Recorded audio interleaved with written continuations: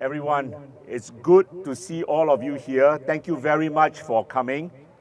You know, I made my Hong Lim Park debut 5 years ago, slightly more than 5 years ago, on the 11th of March 2017, when Gilbert Goh kindly invited me to come and speak about the 30% water hike. You still remember that?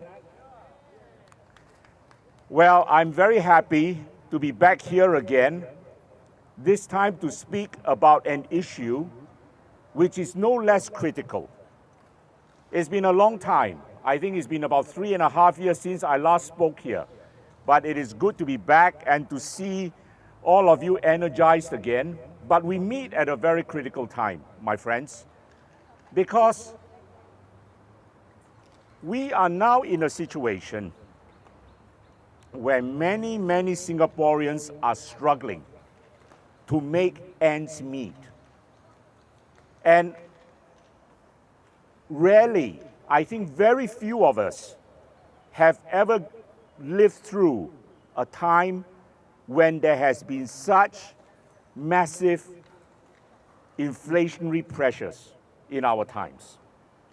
And I am very happy that my colleagues today have organized this event, because nothing is more important to our nation today and to our people than to address this issue. But you know, when I watch Parliament, I rarely see this issue being discussed. Instead, we have MPs talking about baby sharks, time stamping on local degrees, bubble tea, all the things which do not matter one bit in our lives, all right? Now, I want to address this issue of inflation today, but I want to start off by just giving you about 20 facts, because I'm a firm believer that if you lay out the facts clearly for people, the facts themselves tell the story, all right? I don't have to embellish it, but I want to tell you about 20 facts which you can relate to, and you can form your own conclusion after you absorb these facts. The first, we have 5 mayors, each earning about $600,000 for a part-time job. And will you be surprised if I were to tell you that other than our own Prime Minister, our mayors earn more than any other national leader in the world, all right? I have made a comparison. Our Prime Minister is way ahead in that league of political salaries at 2.2 million. And next to him comes the Prime Minister of New Zealand at about 550,000. All right? She's the second highest paid politician in the world. The American president, I think, comes only 4th. But so a mayor in Singapore earns 600,000 on top of an MP allowance of 192,500 every year. And we have 93 MPs, each being paid an allowance of 192,500 a year. We know our ministers earn well in excess of $1 million. But, my friends, we have 35% of our workforce taking home 2,400 or less each month, or are unemployed. We are not a first world nation. We are not. We are a low-wage country, because a first world nation does not pay those meager wages. We have HDB apartments now costing up to $1.2 million. Our total fertility rate at 1.12 is the third lowest in the world after Taiwan and South Korea. And do you know that in March this year, the price of eggs jumped 17%? I'm a great observer of the price of eggs because I love eggs. I eat a lot of eggs every day. A tray of 30 eggs cost about $3 or slightly more 3 years ago. Today, until a few days ago, a tray of 30 eggs cost $7.50, a jump of 250%. Now, have your wages increased by that much? The list goes on. Our electricity tariffs, our public transport fares keep going up, as a result of which the coffee shop operators and chicken rice stall owners have to increase their prices. Your economy rice has gone up in price. I used to be able to buy a dish for $2. Now I go back to the store I frequent and it costs $2.50. And of course, ladies and gentlemen, between 2023 and 2024, GST is going to increase by 28.4% in real terms. Yeah, 28.4%. And wasn't it remarkable that before the foreign minister implemented it, the mainstream media was saying, oh, actually this increase shows a spirit of hope in Singaporeans. Hope, they said. But how can there be hope when almost 20% of our population today are reliant on food banks? And this is not my estimation. This was stated by none other than Ms. Nicole Ng, the co-founder of the Singapore Food Bank, who said, don't think that it is only the bottom 10% of society these days that has to rely on food banks. She estimates the figure is close to 20%, including many middle-class families. I was absolutely shocked when I heard that because, my friends, the narrative from this government, from the PAP, has been, we are one of the wonders of the world. We are this shining city, gleaming city, that in less than 2 generations has transformed itself into one of the wealthiest countries in the world. But a wealthy country for who? A wealthy country for the elites, for the privileged. Not a country that is wealthy across the board. A country where inequality is amongst the worst in the world. And all of you know the inflationary pressures you have had to face the last year or so. But we have a finance minister who refuses to help people by cutting fuel taxes. And in his arrogance, he says, oh, a cut is going to be unfair because the majority of Singaporeans do not own cars. That is his reasoning. But every one of you here knows that the price of fuel impacts on every item in your everyday life. All right? And you know the shocking thing is that it is now well known, although the government will never admit it, and Indrani Raja, when asked in Parliament, will not admit to it, will not acknowledge it.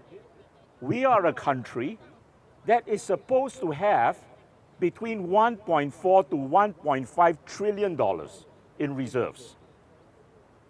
I think Zi Hian has a different figure. Zi Hian will say it is 1.96 trillion. My good friend Kenneth Jeyaretnam calculates it as $2.6 trillion.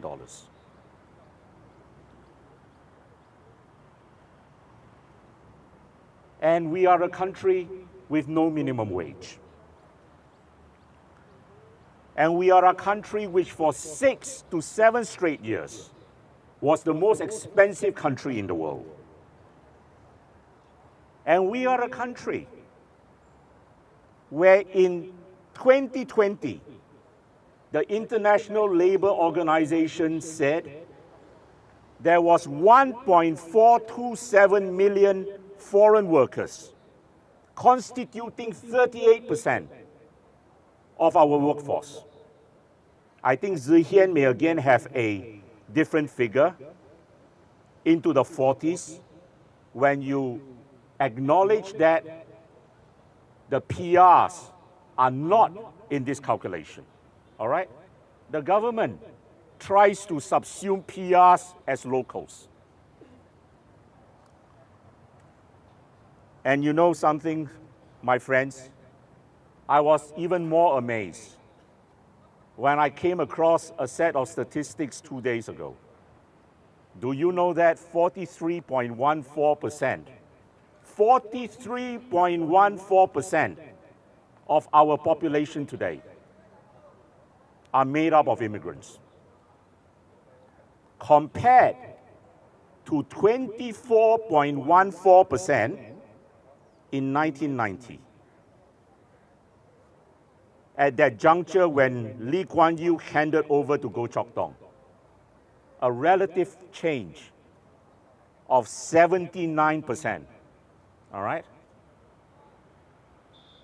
We have 43% of our population today who are not indigenous Singaporean born. And we have an increasing number of young people, graduates, very highly educated, who cannot find permanent jobs and are driven into the part-time economy or the gig economy. You know, the list could go on, but I am naming you the 20 which have caught my eye and which I think is symptomatic of the problem in our society today. Now, many of you ask, what is the solution to this problem of inflation? The PAP will tell you it is none of our fault because this is induced globally, all right? Most countries in the world today are having this problem. Many countries may have this problem, but the problem is exacerbated in Singapore because of a number of reasons. It is exacerbated in Singapore because, number one, we have an elitist, privileged group of leaders who are aloof, who are arrogant, and who have lost total connection with the ground. What is a 17% increase in egg price for them when you are earning in the millions? All right? It's a drop in the ocean. And they do not understand. They do not understand how that cut in fuel tax is important to the ordinary consumer. All right? And the second problem, let us be utterly frank. For the last 20 to 30 years, We have become a low-wage economy because this government has embarked on a race to the bottom. We are not behaving like a first world nation. We are behaving like a third world nation, trying to beat our competitors by being cheaper. And as a result, they have allowed the labor market to be flooded with cheap labor. And Singaporeans are having to compete in their homeland against outsiders who cost, what, a third, a quarter of the wage? All right? And so our wages have been stagnant.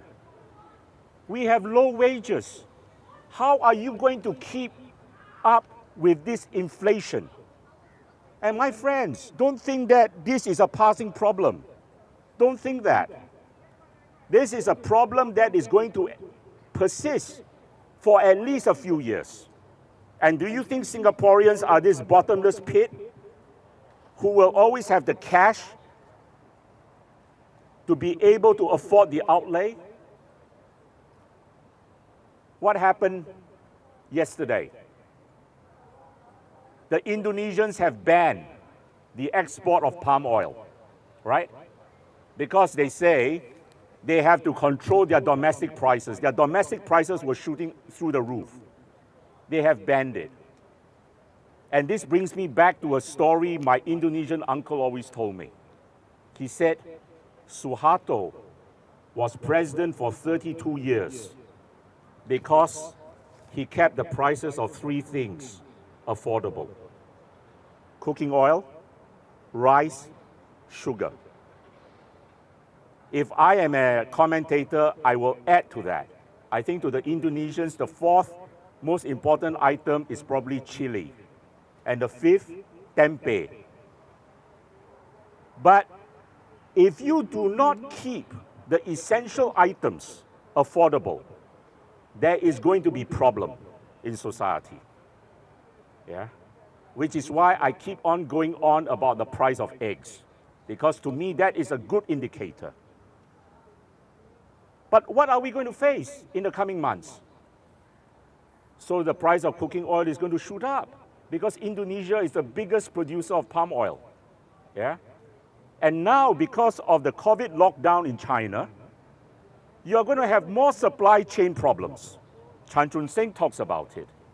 But what is the government doing to help Singaporeans at the end of the day? Absolutely nothing. They throw every household a $100 CDC voucher, and they think that's going to solve inflation. If you have a household of 4, that person is entitled to $25. Yeah? How ridiculous can this government get? How ridiculous. You know, the world may be experiencing an inflationary surge that nobody can help. But what the citizens of a country can expect is that in these difficult times, government steps in to help. And you will see, many governments have done that. Look at New Zealand and Australia. Their governments cut fuel taxes. The Kiwi, the government of Ardenne, halved the fuel tax for 3 months. No, cut off 25 cents per litre for 3 months. Halved public transport costs. Australia was even better. They halved the fuel taxes for the next 6 months. All right? In Vietnam, they increased the minimum wage by 6% to try and counter the inflationary pressures. There are steps that the government can take. And in a situation like this, no person, no company can help but the government. But here, you have a government that not only refuses to help, it is increasing the burden on you. And so they are going to increase GST, yeah, by 28.4% in real terms over the next 3 years, over the next 2 years. You know, at the end of the day, inflation benefits only one party. Inflation benefits the government. Because when the prices of goods rise, the GST collections increase. Yeah? Which is why inflation was described by John Maynard Keynes, the most famous economist, as this stealthy tax for government to take away the wealth from the ordinary person. My friends, you have to be really naive and even stupid, I will say, to believe the narrative that without a 2% increase in GST, our finances are going to be destroyed for the foreseeable future. Is this the talk reminiscent of a government with 1.4 to 1.5 trillion in reserves? We were told, and I remember very vividly when I was growing up, Lee Kuan Yew telling Singaporeans, we have to save for the rainy days. Does your rainy day only last for 1 year and the expansion of $100 billion during the pandemic? And you're now trying to get back that 100 billion in record time, increase in ERP, all right? Increase in virtually everything, so many things. You know, it reminds me of that caricature of President Trump when he said, I love money, I can't get enough of it. Yeah? I'm always trying to get as much money as possible. And that is the attitude of this government. In the midst of the worst inflationary crisis the world has faced in 40 years, it wants to increase GST.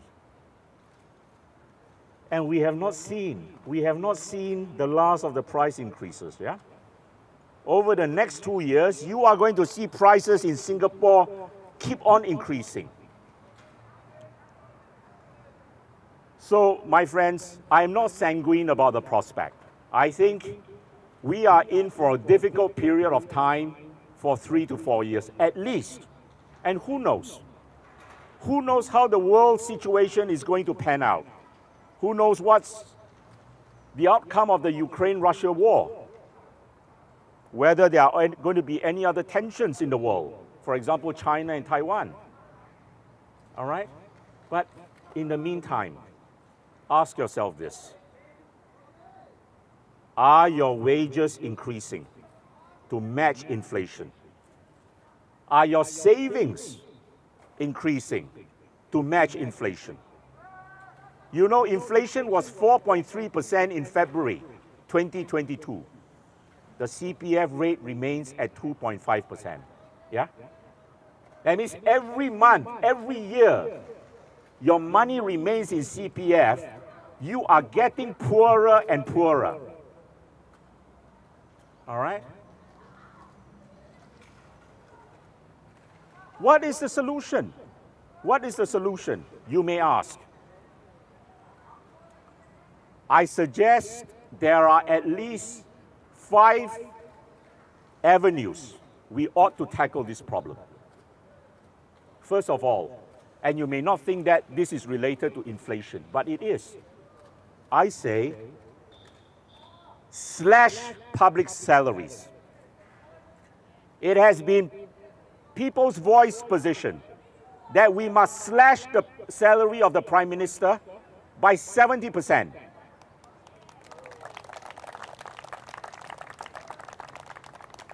Even slashing the salary by 70% still gives him $600,000 a year. He's still ahead of Jacinda Ardern. He's still going to be the best paid politician in the world. And don't tell me that A prime minister can't survive on $600,000 a year, okay? And we are going to have an across-the-board cut of all public service salaries. You know, our society has gone crazy. I'm telling you, our society has gone crazy. Even rich countries like Switzerland, like Germany, like England, do not pay that type of political salaries. And there is a good reason. I'm telling you, this is where Goh Chok Tong is so fundamentally wrong. When you pay your public servants, your public officials, the obscene type of salaries you are paying, they lose touch with the ground. To them, what is a 17% rise in eggs? All right? As I've said, it is a drop in the ocean. We need to cut public salaries so that these people come back down to earth and start to feel the pain when prices go up.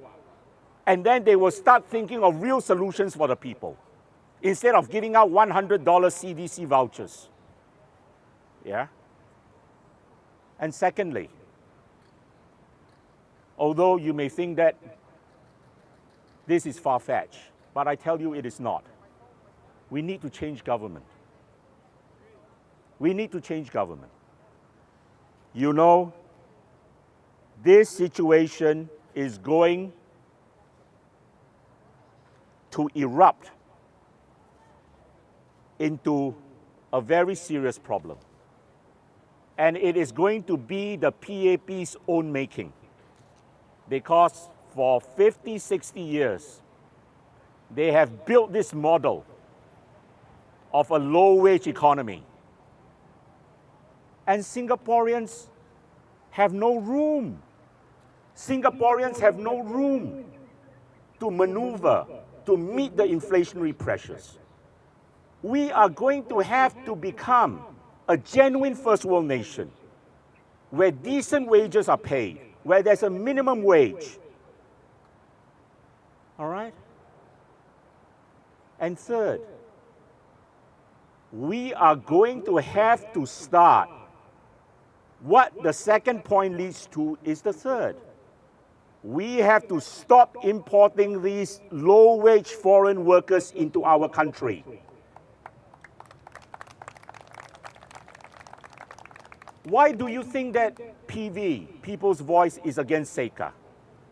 And I am very glad to see my friends from the PSP today who are in attendance, because they are the only other party that is against SECA. My good friend Leong Man Wai spoke so eloquently in Parliament last year on the SECA debate.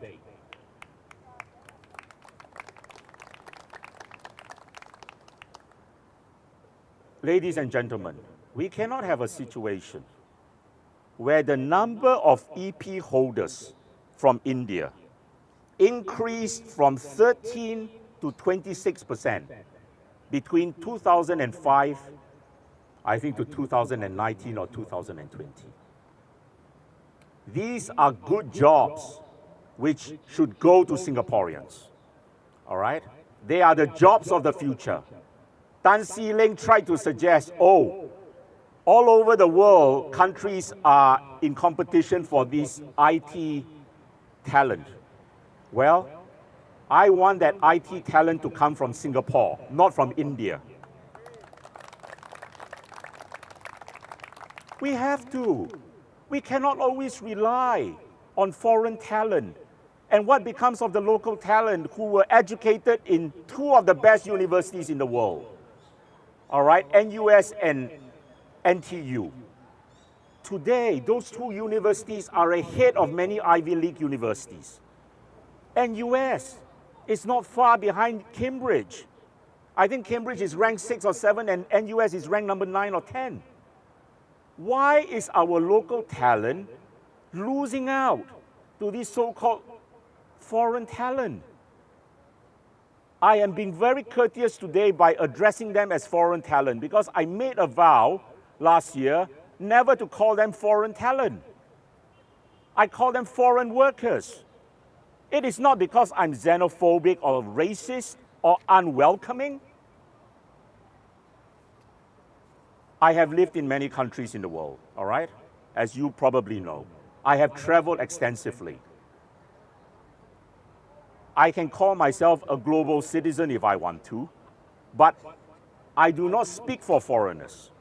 I speak for the Singaporean.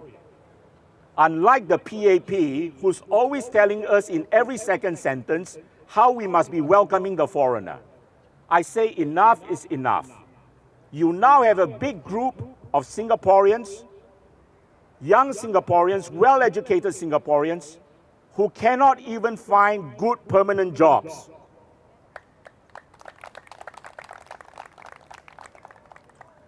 And you know what? Following from that, that is why I do not apologize, and I say it outright. If one day PV is part of government, we are going to abolish SECA, all right?